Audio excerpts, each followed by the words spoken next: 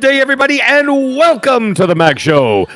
We have some things to talk about today. These are just thoughts and opinions, so nobody get all excited and get worked up about it. However, I need to talk about it. Grand Theft Auto 6, after the earnings call that just happened the other day, I am still convinced it's coming out in 2025. I have never said it was going to be delayed. I know a lot of other people have said that it might be delayed. I am not one of them. However, there's something to be said about Strauss Zelnick's wording of certain questions that were asked to him. And this is where now it's starting to sow a little seed of doubt in there. Now, I know that there's some pundits out there and YouTubers out there and some media out there that are all saying it's guaranteed 2025. It's been guaranteed 2025 after the meeting today and this and that. I don't believe that. And let me tell you why. I'm going to read you a few quotes right here right now about this, and we're going to talk about it. So here's what he said. He said this, quote, "Look, there's always a risk of slippage, and I think as soon as you say words like absolutely, you jinx things. We know that Rockstar seeks perfection. I never claim success before it occurs. I'm fond of saying arrogance is the enemy of continued success. So we're all running scared and looking over our shoulders, and we know that the competition is not asleep. Our whole organization is super excited." Okay, so that sends a lot of optimism there that the game is coming out in 2025. They're basically ready. He's basically saying in not so many words, guess what? We've got the game coming this year, but let's not rush him. It could be like anywhere from August to December. Who the heck knows? Then he says this: "We've announced a pretty narrow window, so I think our view is that right now, that's fine." We all paying attention there? You in the back, you paying attention? "That's fine," he said. "And when it's appropriate, of course, Rockstar is going to have more to say."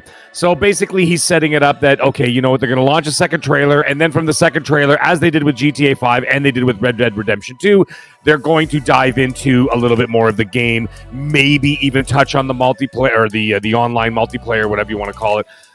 And I'm like, all right, sounds good. And then, after the earnings call, he talks to VentureBeat, and he says this, and this is why we're doing this video today, because now I'm like, wait a minute, guys, pump the brakes. And I see like these big media pundits out there putting GTA confirmed for 2025, and I'm like, guys, pump the brakes. Listen to what he says next. Ready for this?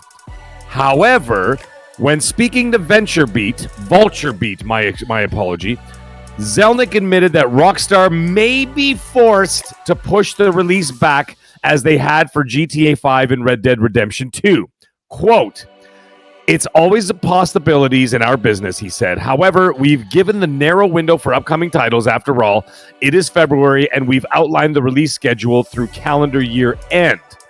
Okay, so he's kind of saying that it is, but he's also left the door open by saying it's always a possibility in their business and that Rockstar may be forced to push the release back. So, which is it? Right? And my concern is, I mean, I'm a huge Grand Theft Auto fan. I've loved them all. I've been playing them since, way back in the PlayStation 2 era. And I got to tell you, there's something about this that it gets me a little bit worked up. And I would imagine some other people too, especially in the business. I've talked to two people who worked in two separate publishers, and they all said the same thing. Rockstar is literally holding the second half of this year hostage. And I personally think it's not fair. It's already in February now. We have less than 10 months before the end of the year. I know it sounds crazy just, putting in that perspective. However, we only have 10 months left in this year. And you're already holding hostage from August all the way to December now, except for Call of Duty. They will do Call of Duty's going to Call of Duty. You know what I'm saying? So they're going to do what they're going to do. But other people trying to release their games, they're going top heavy in the front, and they're shoving a lot of their games in the front end of this year in anticipation of staying away from Grand Theft Auto. However, there's probably some games that are just not ready to launch in April, May, or June. And I think that, to me personally, I think it's a little unfair to the rest of them that everybody has to wait for the 500-pound gorilla in the room, to move around before everybody else does anything, because you don't want to upset them, you don't want to upset Rockstar, but at the same time, I don't know, man. To me, I find it to be a little bit disrespectful. That's just my personal opinion. I don't like that. I don't like that they're not saying much. They're just like, yeah, well, we're ready when we're ready, this and that. I get it. I understand that. But they also have to know their impact in the video game industry. And a lot of people are waiting for them to do something so that they can release around it, because they do respect that title, because everybody knows that GTA is the big dog on the porch. So therefore, I don't know. I think they need to be a little bit clear on these messages and how they're talking about it. I'm not asking them to force out a trailer. We could get a trailer next week with a release date for all I know. I mean, and this could make this entire video obsolete in that respect. However, I just feel that they should be doing something about this, and they should be talking about it a little bit clearer. And then, at least this month, I think by the end of this month, that would be my cutoff personally, is the end of February. Do something, say something, and get it out there, and just say, hey, guys, this is what's happening.